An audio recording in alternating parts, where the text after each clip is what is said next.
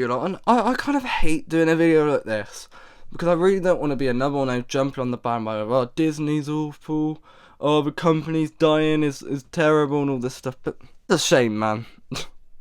It's a shame looking at the company today. Disney was once a catalyst to creativity, pushing the realms of what is possible with animation, a medium many people laughed at and thought could never be. They made films that were enjoyed for generations. Now, a global monopoly with an emphasis on profit over art always. Now, there's a constant push that I see that's saying that Disney has some kind of agenda or some kind of thing that they want to push, I don't know. But for me, it seems the only agenda Disney want to push is what everyone will make them. There is money. Whatever they think will be the safest and easiest way. I mean, that is Bob Iger's entire way of going, isn't it? He'll do something until it's profitable, bringing in the common denominator. And he's only got to make it work again. For years I've struggled with this battle. You know, someone who holds Disney in the high regard of what they've done in the past, what they still continue to do, and the story and journey, and what they stand for, what they are as a whole.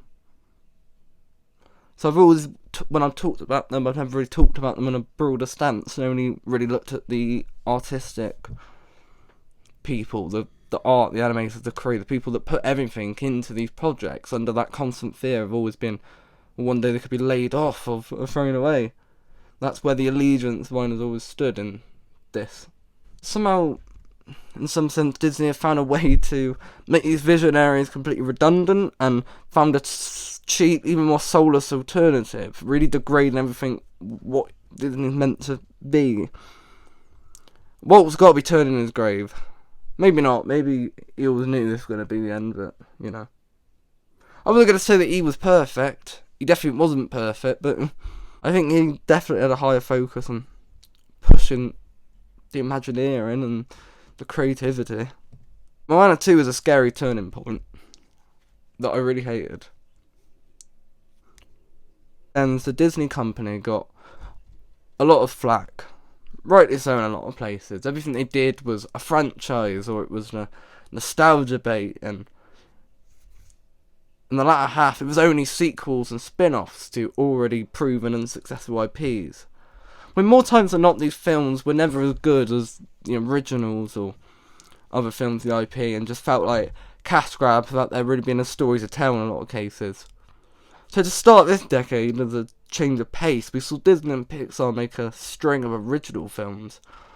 Most of these films failed to reach the numbers set. I've already done a video to talk about the Pixar films and the different reasons why these films flopped that were way more simple than just, I don't know, woke Disney or whatever narrative people want to come up with. But when it came to Disney, let's talk about why some of their films flopped. Raya and The Last Dragon was a complete write-off, and I'll give it the sense that A, it was COVID, it was also that weird Premier Access thing that they did, which was terribly. Believe it or not, Encanto was actually a fail at the box office. It only got a massive hint off streaming and the word of mouth, and it mainly because nothing else good was coming out that it pirated and made this massive success. So they probably eventually made money with the soundtrack and the merchandise, but the film actually flopped, believe it. Strange World was a film that was so poorly marketed. Like, it felt like a film that not even Disney believed in. And they were probably right to, because it was the least memorable thing I think I've ever watched in my life. And then there was Wish, which I've already done a video on why this was such a disaster. But despite it being technically an original film, the whole point of the film was to be this 100th anniversary nostalgia bait. Now, that could have worked, and you could have wrote them off. Okay, we're doing a 100-year film, we're going to call back to stuff you liked, except the stuff they tried to do, as I explained in that video, didn't work. So that's why it mostly failed. And the soundtrack being bad was a big thing that really hindered Wish as well. They really wanted to have a nostalgia-based film. They should have just done a Once Upon a Studio film. Imagine the excitement for that. Even if it was bad, it would have made money. And it would have been unique in some semblance. It seems now that unless the film gets amazing word of mouth, most parents or families will just wait for the Disney Plus release, because that's a lot easier. But when we saw these films flop constantly, along with Pixar as well. I think they realised, Disney, that, okay, we tried our experiment doing original films. It didn't work, even though it could have if you, marketed your films better, or put better focus, or gave more time, or anything else. But no, of course they didn't want to do that. They took the easy route, which was, let's do more sequels. They did Inside Out 2, which actually was quite successful because it was a sequel that was worth doing. Zootopia's 2 down the line, we'll see how that turns out. But first, of course, was the stitched together existence Moana 2. Moana 2 is not a film. Never intended to be a film. Originally, the Moana film was announced as a TV show. It was going to be a Disney Plus original. This TV show was not going to be made by the Walt Disney Animated Studios company, and was instead cheaply being made by a foreign company somewhere in the middle of nowhere, basically. And it was, of course, on a cheaper budget with worse animation. But they did get the main actors, at least. After we saw these other films flopped, what Disney did was decided to take the 3 episodes that were already done and somehow tried to force them together to make this Frankenstein monster that is Moana 2. This means that the film was considerably easier for Disney to make. It was also cheaper and quicker. The animation in this film is not quite the standard of a 3D Disney film. It's actually a lot better than you'd expect it to be, and I'll give them that. But things like the water just isn't on the same level of what you'd expect from a modern Disney film. And from what I gauged, the film really just sort of missed that amazing, groundbreaking character or arc that anything happened, because you're doing 3 episodes of a TV show, so it's hard to really make a film.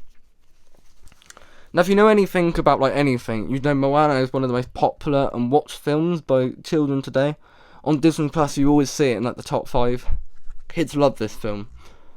I feel like it's even bigger than Frozen in the sense of consistent engagement. And because they brought back Ali Carvalho and The Rock to do the voices of Moana and Maui, it didn't really matter what the quality of the film was going to be. Young kids were going to be thrilled at the chance to go see their favourite characters on the big screen in a new adventure again. So this was always going to be an easy success. There was almost no way this film would have flopped.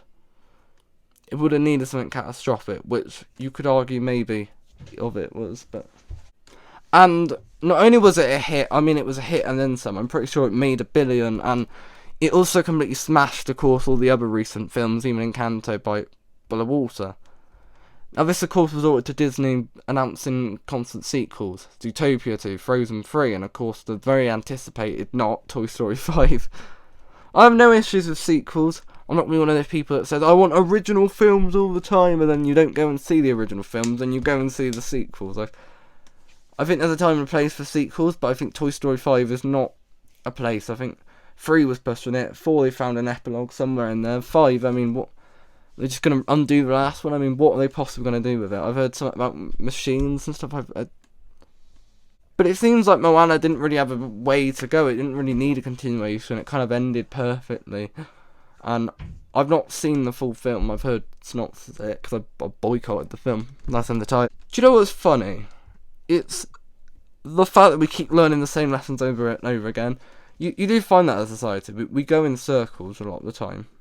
And of course, we saw this happen again with the early 2000s Disney straight to DVD sequels, where they had this massive turnout of low quality sequels that were straight to DVD, and because all your favourite characters were in them, people bought it.